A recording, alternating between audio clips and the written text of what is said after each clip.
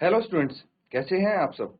I hope आप सब अच्छे होंगे। आईसीटी वर्चुअल क्लासरूम में आप सबका स्वागत है। मैं विकास। बच्चों क्लास 6 का मैथ्स कर रहे हैं हम। चैप्टर है फ्रैक्शंस। तो इसी चैप्टर को हम कंटिन्यू करने वाले हैं। यहाँ पे कुछ क्वेश्चंस आपके हो रहे थे बच्चों इक्विवेलेंट फ्रैक्शन से रिलेटेड। Equivalent fraction. तो बच्चों ये डिस्कस कर चुके हैं हम डिटेल में क्या होता है इक्विवेलेंट फ्रैक्शन। इसको हिंदी में क्या बोलते हैं वो मैं बता देता हूँ। तुल्य भिन्न। ठीक है। अब हमें बार बार लिखने की जरूरत नहीं पड़ेगी। इक्विवेलेंट फ्रैक्शन तुल्य भिन्न आपको पता है। ठीक है। चलिए अब क्वेश्चन देखते हैं। ये है क्वेश्चन नंबर 3।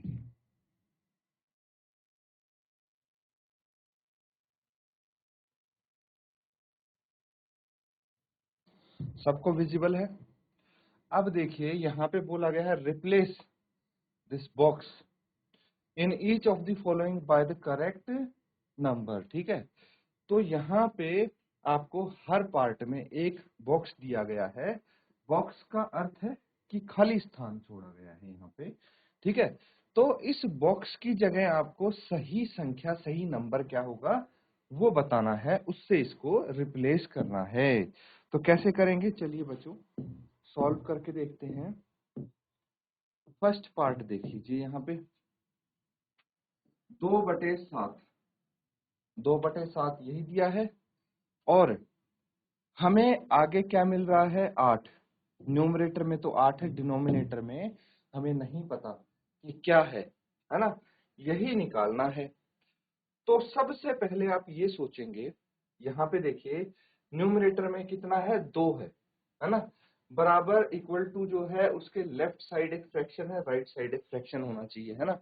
तो लेफ्ट साइड के जो फ्रैक्शन का न्यूमरेटर है यानी अंश है वो देखेंगे और राइट हैंड साइड के फ्रैक्शन का न्यूमरेटर देखेंगे। दोनों को चेक कीजिए। ये 2 है, ये 8 है। अब मुझे बताइए कि 8 2 से बड़ा है या छोटा है। ऑब्वियसली बड़ा है। तो अगर बड़ा है तो आपको ये सोचना है कि इस न्यूमरेटर में इस 2 में कितने की गुना की गई होगी कि ये 8 आ जाएगा। तो 4। 2 को 4 से गुना करेंगे, मल्टीप्लाई करेंगे तो कितना आ जाना चाहिए 8 आ जाना चाहिए।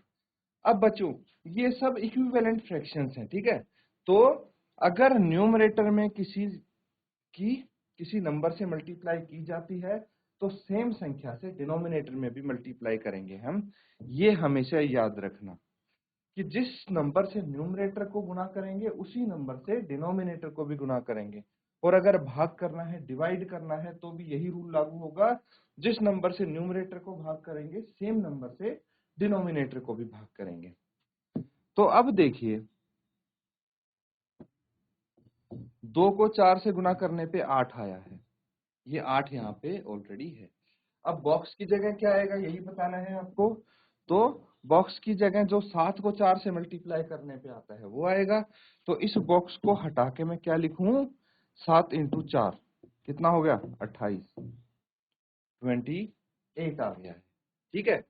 तो इस तरह से आप कर सकते हैं बच्चों। बाकी के पार्ट्स देखिए। एक पार्ट और कर लें यहाँ पे 5/8 है 5/8। इसको किससे गुना करेंगे कि 10 न्यूमरेटर में आ जाए है ना। यही बताना है। तो 5 से बड़ा है 10 इसलिए मल्टीप्लाई होगा। अगर छोटा होता तो हम डिवाइड करते। ये चीज भी है ना। चलो आगे क्वेश्चन आएंगे तो पता लगेगा किसमें आपको डिवाइड करना है किसमें मल्टीप्लाई करना है। तो यहाँ पे न्यूमरेटर 2 से गुना करेंगे तो न्यूमरेटर में आपका 10 आ जाएगा है ना।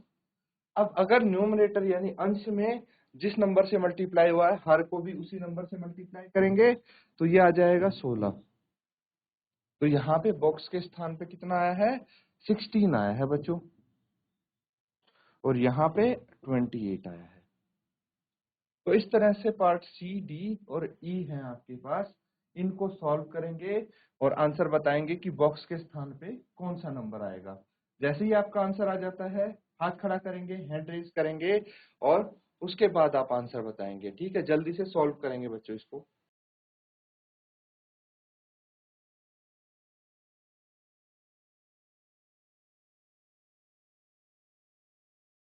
तो बच्चों देखिए, दो पार्ट तो हमने इसके कर लिए है ना। अब अगर पार्ट सी की बात करते हैं, यहाँ पे सारे ही हो जाएंगे इसके बाद। पार्ट सी देखिए, पार्ट सी में क्या है, 3/5, 3/5, 3/5 इसको मल्टीप्लाई करना है किसी नंबर से, ठीक है। तो मल्टीप्लाई करके डिनोमिनेटर में कितना आना चाहिए बच्चों, 20 आना चाहिए इस बार। हर दिया है आपको, अंश पूछा गया है ना। तो अगर हर में 20 आना चाहिए तो 5 को कितने से मल्टीप्लाई करेंगे आप, 4 से, क्योंकि 5 को 4 से गुना करेंगे तभी 20 आता है। तो अंश को भी 4 से ही गुना करना पड़ेगा, क्योंकि ऊपर नीचे न्यूमरेटर डिनोमिनेटर को सेम नंबर से मल्टीप्लाई करेंगे आप। तो कितना आ जाएगा, 12। बस, दिस इज योर आंसर। इस तरह से अगर मैं पार्ट डी देखूं तो यहाँ पे देखिए थोड़ी सी अलग तरीके से होंगी चीजें, क्योंकि यहाँ पे आपको जो न्यूमरेटर है वो 45 दिया है लेफ्ट साइड पे, और राइट साइड पे 15 दिया है। तो 15 45 से छोटा होता है, स्मॉल होता है ना। तो कोई ऐसा नंबर बताइए जिससे मैं 45 को डिवाइड करूं तो 15 आ जाए, है ना। ये छोटे नंबर है, ये बहुत बड़े नंबर नहीं है, इसलिए मैं डायरेक्टली हमें पता लग जाएगा कि इसमें अगर हम 3 से डिवाइड करेंगे तो 15 आ जाएगा, 15 आ जाएगा, है कि नहीं। तो सिमिलरली डिनोमिनेटर में भी सेम नंबर से डिवाइड करना पड़ता है, ठीक है। तो अगर 60 को 3 से भाग करेंगे तो 20 आ जाएगा। तो यहाँ पे जो डिनोमिनेटर है वो 20 होगा, बॉक्स के स्थान पे 20 आएगा नंबर। इसी तरह से करेंगे। क्या लास्ट आंसर कोई बता सकता है, पार्ट ई, पार्ट ई का आंसर कोई बता सकता है। चलिए यहाँ ध्यान देंगे, इसका एक पार्ट और है ना ई, ये कर लेते हैं। 18/24 है ना। इस बार डिनोमिनेटर दिया है आपको जो कि 4 है, और न्यूमरेटर पूछा है। तो 24 को कितने से भाग करेंगे, 24 को करेंगे हम 6 से भाग, तभी तो 4 आएगा। तो 18 को भी 6 से ही भाग करना पड़ेगा, तो ये 3 आ जाएगा। लेकिन अगर यहाँ पे बड़े नंबर्स होते हैं, बड़ी संख्या होती है ना, तो डायरेक्टली आपको पता नहीं लग पाता किससे भाग करना है। तो देखिए एक सिंपल सी चीज ये है कि यहाँ पे आपको ये करना है, 24 है ना। 24 को किससे भाग करना है हमें नहीं पता, लेकिन उत्तर 4 आएगा, है ना। तो आप डायरेक्टली 24 को 4 से भाग करके देख लीजिए। अगर 24 को 4 से भाग करेंगे तो कितना आ जाएगा, 6। तो यहाँ पे 6 लिखना है, ठीक है। इस तरह से पता लगा सकते हैं बच्चों। तो ये नोट डाउन कर लेंगे आप, ये पूरा क्वेश्चन कंप्लीट हो जाता है हमारा।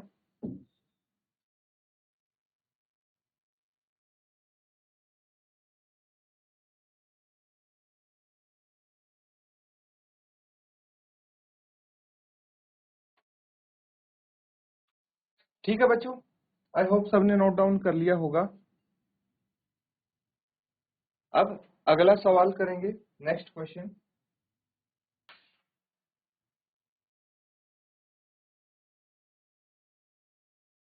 तो ये भी बिल्कुल सेम क्वेश्चन है बच्चों, वैसा ही सवाल है। बस इसमें क्या बोला गया है, एक फ्रैक्शन दे दी है आपको 3/5, और इसकी तुल्य भिन्न निकालनी है।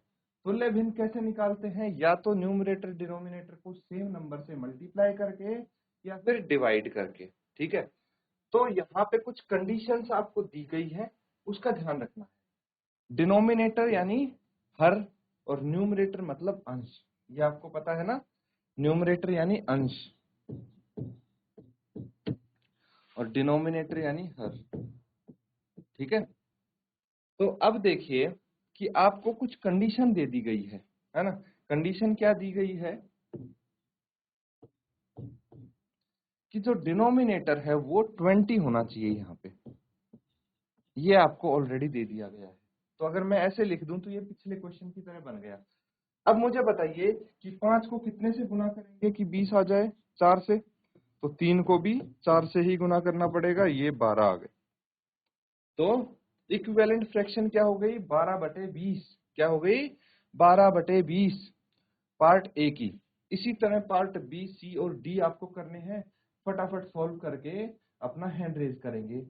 जैसे ही आपका आंसर आ जाएगा अपना हाथ खड़ा कर लेंगे। जल्दी से सॉल्व कीजिए इसको।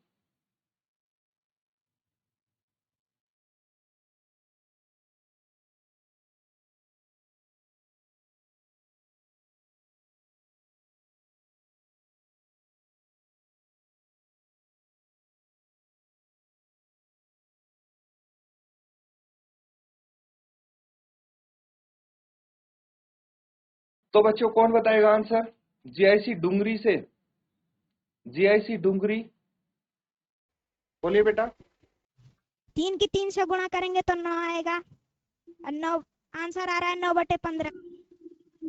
9/15, वेरी गुड। ये बी पार्ट का हो गया। पार्ट सी बताइए।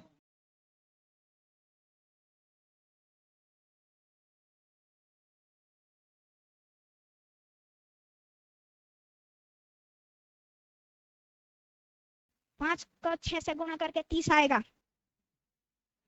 ठीक है, वेरी गुड। तो भिन्न क्या हो जाएगी ये? 12/30।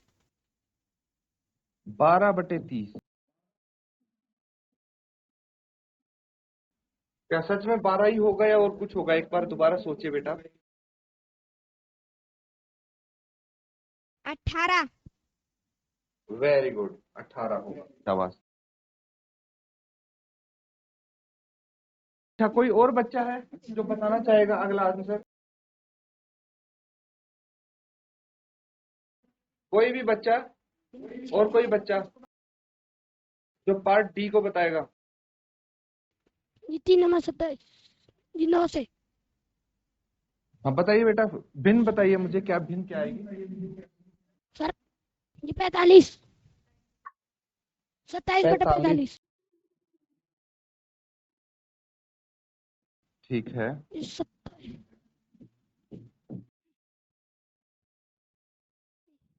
तो ठीक है बच्चे, बैठ जाइए आप। शाबाश। चलिए एक बार चेक कर लेते हैं कि आपने जो आंसर दिए हैं वो ठीक है या नहीं।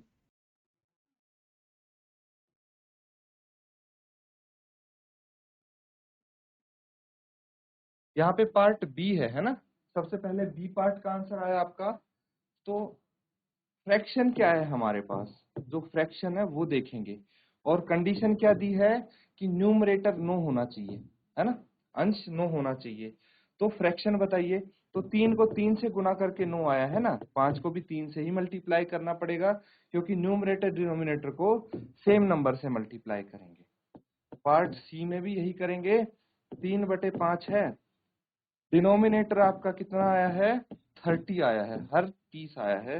तो इसको 6 से मल्टीप्लाई किया, न्यूमरेटर को भी 6 से करेंगे तो ये 18 आ जाएगा। सिमिलरली पार्ट डी में 3/5 है और यहाँ पे न्यूमरेटर को किसी नंबर से मल्टीप्लाई कीजिए कि न्यूमरेटर 27 आ जाए। तो किससे मल्टीप्लाई करेंगे? 9 से। यहाँ भी डिनोमिनेटर को भी 9 से कर दीजिए तो ये 45 आएगा। बिल्कुल तीनों आंसर आपके सही हैं। नोट डाउन कर लीजिए बच्चों।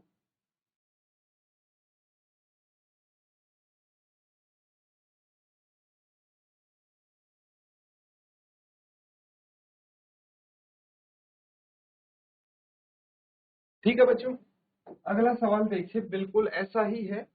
फर्क क्या है? यहाँ पे आपको जो न्यूमरेटर और डिनोमिनेटर बोले गए हैं वो छोटे हैं। इसका मतलब डिवाइड होगा यहाँ पे, है ना? तो पार्ट ए देखिए, 36/48 ये तो भिन्न है। इसका तुल्य भिन्न लिखना है जिसका अंश 9 हो, है ना? तो 36 से छोटा है 9, मतलब इसको भाग करना पड़ेगा। 36 को कितने से भाग करेंगे आप, ये आपको बताना है। तो 48 को भी उसी नंबर से डिवाइड करेंगे। सिमिलरली पार्ट बी जो है 36/48 भाग करना है दोनों को, ताकि डिनोमिनेटर 4 आ जाए इस बार। तो 48 को कितने से भाग करने पे डिनोमिनेटर 4 आएगा? चलिए सिंपल सा है, ये तो मैं ही बता देता हूं आपको। 36 को अगर आप 4 से भाग करेंगे तो 9 आ जाएगा। है ना, और 9 को 4 से गुना करेंगे तो 36 आ जाएगा। 48 को भी 4 से ही भाग करना पड़ेगा तो 12 आ जाना चाहिए। सिमिलरली 48 को कितने से भाग करेंगे कि 4 आ जाए, तो यहाँ पे 12 से, है ना। जब 4 से भाग करने पे 12 आया है तो 48 को 12 से भाग करने पे 4 आ जाएगा, है कि नहीं। तो न्यूमरेटर को भी 12 से भाग करेंगे तो 3 आ जाएगा, 3/4 भी इसका तुल्य भिन्न होगा, है ना। नोट डाउन कर लीजिए बच्चों, ये क्वेश्चन भी कंप्लीट होता है।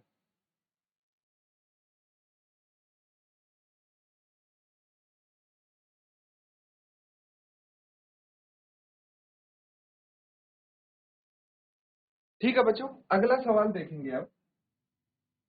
ये बहुत ही इंटरेस्टिंग क्वेश्चन है आपके लिए। इसमें क्या बोला गया है कि भाई नीचे दिए गए जो भिन्न हैं उनको चेक करना है वो तुल्य हैं या नहीं।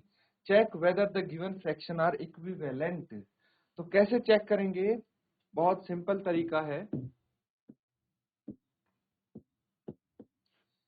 5/9 है कि नहीं, 5/9 है, और दूसरा भिन्न 30/54 है। तो या तो आप 30/54 को कोशिश कीजिए कि ये 5/9 बन जाए, या फिर 5/9 को भाई मल्टीप्लाई करेंगे ताकि वो 30/54 बने, और फिर चेक करेंगे कि क्या ये हमारे न्यूमरेटर और डिनोमिनेटर सेम आ पाते हैं। चलिए, मैं 5 को अगर 6 से मल्टीप्लाई करूंगा तो कितना आ जाएगा, ये 30 आ जाएगा, है कि नहीं। 5 को 6 से मल्टीप्लाई करने पे न्यूमरेटर 30 आएगा। अब डिनोमिनेटर को भी 6 से ही मल्टीप्लाई करना पड़ेगा, है ना। डिनोमिनेटर को भी 6 से ही गुना करना पड़ेगा क्योंकि भाई न्यूमरेटर को 6 से किया है। तो कितना आ जाएगा, 9 × 6 54, 54 ये आ जाएगा। तो देखिए 30/54 हमारा ऑलरेडी आ गया है, और दूसरा फ्रैक्शन 30/54 ही है, इसीलिए ये तुल्य भिन्न होंगे, है ना। Yes, they are equivalent fractions. बस पार्ट बी भी ऐसे ही चेक करेंगे, बी और सी। तो जल्दी से बताइए, पार्ट बी और पार्ट सी के जो फ्रैक्शन है वो इक्विवेलेंट है, तुल्य है या नहीं है। जैसे ही आपका आंसर आ जाएगा हाथ खड़ा करेंगे आप।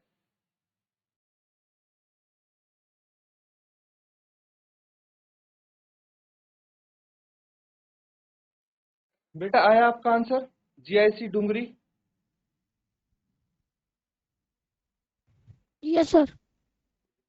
हाँ, अब बताइए कि इनमें से कौन सी इक्विवेलेंट है। जी इक्विवेलेंट नहीं है। अच्छा, जी कोई भी बराबर नहीं नहीं है, है। बी और सी। जी बी और बी नहीं है। अच्छा, बी इक्विवेलेंट नहीं है, चलिए, और सी।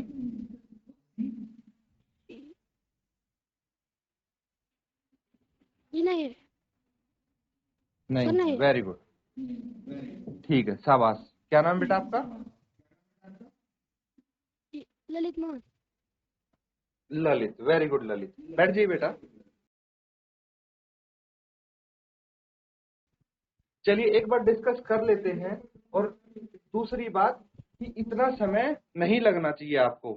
अगर पार्ट सी की बात करें तो देखिए पार्ट सी में एटलीस्ट नहीं लगना चाहिए, पहले पार्ट सी ही करेंगे हम। अब देखिए एक फ्रैक्शन है 7/13, ठीक है, और दूसरा है 5/11। तो क्या मैं 5/11 को छोड़िए, 5/11 भी छोड़िए, क्या मैं किसी नंबर से मल्टीप्लाई करके 5 को 7 के बराबर कर सकता हूँ, नहीं कर सकता। तो यहीं से पता लग गया कि ये इक्विवेलेंट फ्रैक्शन हो ही नहीं सकता। इतना सोचने की जरूरत पड़नी ही नहीं चाहिए। तो अगर बी पार्ट की बात करें हम, तो देखिए 3/10 है ना, हमें क्या चाहिए 12/50। तो अगर मैं देखूं कि डिनोमिनेटर 10 है ना, तो कितने से गुना करेंगे डिनोमिनेटर को 50 बनाने के लिए, 5 से। कितना आ जाएगा, ये 50 आ जाएगा। अब 5 से गुना करने पे हमारा न्यूमरेटर भी 12 आना चाहिए, लेकिन नहीं आ रहा है। कितना आ रहा है ये आ रहा है 5 से 15। तो 3/10 की तुल्य भिन्न 15/50 होगी, ना कि 12/50। अगर यहाँ 12 की जगह 15 होता तो आप बोल सकते थे ये इक्विवेलेंट है, अब नहीं है, नो, है ना, नॉट इक्विवेलेंट।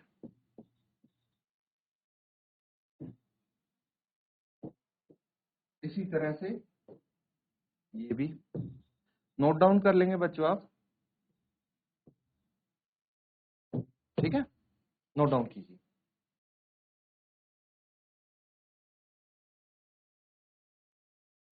तो स्टूडेंट्स, आज हमने इक्विवेलेंट फ्रैक्शन को बहुत ही डिटेल में पढ़ा है, क्योंकि बहुत सारे क्वेश्चन हमने यहाँ पे किए हैं तुल्य भिन्न के रिगार्डिंग इक्विवेलेंट फ्रैक्शन के ऊपर। तो उम्मीद करता हूं ये टॉपिक अच्छे से क्लियर हो गया होगा आपका। अब जो आपकी एक्सरसाइज के क्वेश्चन है वो आप होमवर्क में करके देखेंगे तो लगभग सारे हो जाएंगे, ठीक है, इस टॉपिक के। तो इनको प्रैक्टिस कीजिए, और इसी के साथ आज का सेशन यहाँ पे एंड करते हैं। Thank you and have a nice day.